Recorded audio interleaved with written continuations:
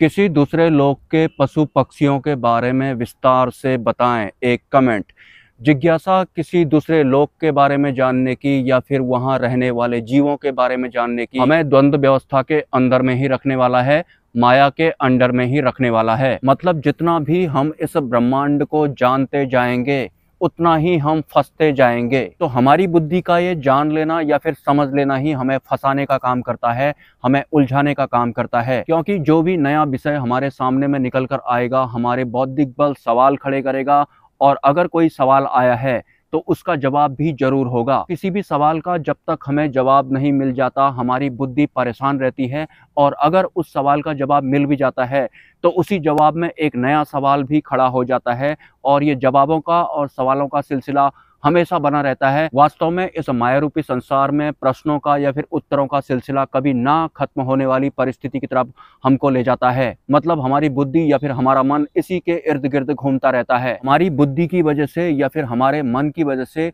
जो चीज जैसी है हम उसे वैसा नहीं देख पाते हैं, क्योंकि हम अपने मन के अकॉर्डिंग सरवाइव करते हैं। अपने मन के हिसाब से ही हम किसी भी वस्तु या फिर तत्व को देखते हैं। मतलब जैसा हमारा मन चाहता है वैसे ही हम किसी भी वस्तु को या फिर तत्व को देखते हैं, भले ही वो वैसा ना हो। मतलब किसी भी तत्व या फिर वस्तु के बारे में धारणाएं बनाने का या फिर मान्यताएं बनाने का काम हमारा मन या फिर हमारी बुद्धि करती है, जिस वजह से हम इस भौतिक जगत में किसी भी इंसान या फिर वस्तु को उसके वास्तविक स्वरूप में देख ही नहीं पाते हैं। किसी दूसरे को तो छोड़िए, हम अपने आप को भी वास्तविक रूप में स्वीकार नहीं करते हैं। जैसा हमारा मन चाहता है या फिर जैसा हम अपने आप को मानते हैं, हम अपने आप को देखना भी वैसा ही चाहते हैं। और हमारे बारे में हमारी ही जो मान्यताएं होती हैं, अगर किसी दूसरे पर्सन द्वारा उनको ठुकरा दिया जाता है या फिर उनके खिलाफ विरोधाभास जताया जाता है तो फिर हमारे मन को या फिर हमारी बुद्धि को चोट पहुंचती है। एक तरह से हमारे अहंकार को चोट पहुंचती है, क्योंकि जो भी हम आज तक बने हुए होते हैं हमारे मन द्वारा या फिर हमारी बुद्धि के कॉम्बो द्वारा हमको मनवाया गया होता है,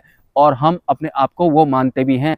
वास्तव में हम होते कुछ और हैं। तो ठीक उसी तरह से हमारे इस भौतिक संसार में किसी भी तत्व को, वस्तु को या फिर इंसान को हम उसके वास्तविक स्वरूप में देख ही नहीं पाते हैं या फिर एक्सेप्ट ही नहीं कर पाते हैं। हमें एक्सेप्ट करने ही नहीं दिया जाता है कि हम अपने मन के या फिर अपने बुद्धि के अधीन काम करते हैं, सर्वाइव करते हैं। आपने अभी तक जितना भी इस भौतिक संसार को जाना है माया के अधीन काम करने वाली अपनी बुद्धि या फिर अपने मन के अकॉर्डिंग ही जाना है। अगर हम किसी दूसरे लोक के बारे में भी जान लेते हैं, वहाँ के जीवों के बारे में भी जान लेते हैं, वहाँ के वातावरण के बारे में भी जान लेते हैं, भी हम सिर्फ जानने ही वाले हैं या फिर समझने ही वाले हैं। और इस दुनिया में समझना या फिर जानना ही हमें फंसाने का काम करता है। हमने हमारी इस पृथ्वी लोक के बारे में अच्छा खासा ज्ञान इकट्ठा कर लिया अपनी बुद्धि या फिर अपने मन के हिसाब से, और अगर हम अब किसी दूसरे लोक के बारे में या फिर वहाँ के जीवों के बारे में जान लेते हैं या फिर वहाँ की यात्रा भी कर लेते हैं तो भी हम फंसने ही वाले हैं, माया के अधीन ही रहने वाले हैं। और अगर हमारी बुद्धि और हमारा मन, जो कि माया द्वारा संचालित किया जाता है, इनका इस्तेमाल नहीं करते हैं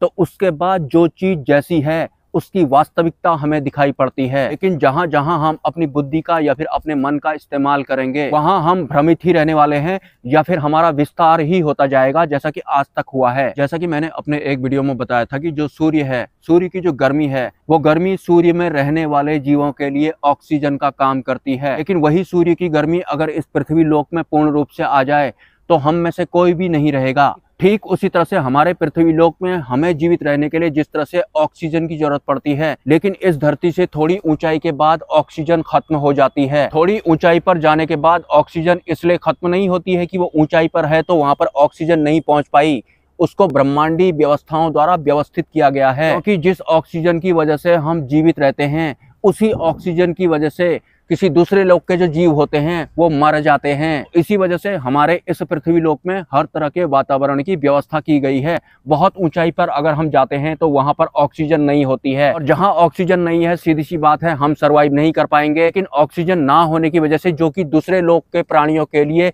जहर का काम करती है, वो वहां बहुत अच्छे से सरवाइव कर पाएंगे और करते भी हैं। ऊपर तारामंडल में जो बहुत सारे ग्रह हैं, बहुत सारे ग्रहों में ऑक्सीजन नहीं है।